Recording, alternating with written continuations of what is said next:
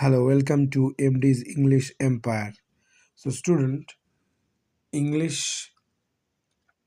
মাধ্যমিকে আমাদের কটি টপিক আছে প্রথমত আমরা দেখে নেব।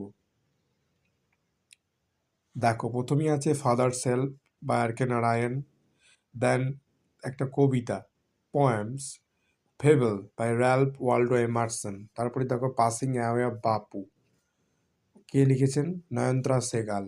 তারপরই my own true family by Ted Hughes, our own runaway kite, Our Runaway Kite, Lucy Maud Montgomery, Sea Fever by John Masefield এবং দ্য ক্যাট, যেটা অ্যান্ড্রিউ বার্টন প্যাটারসন লিখেছেন, এবং শেষ মেস যেটি হচ্ছে সেটা হচ্ছে যে the snail by William copper.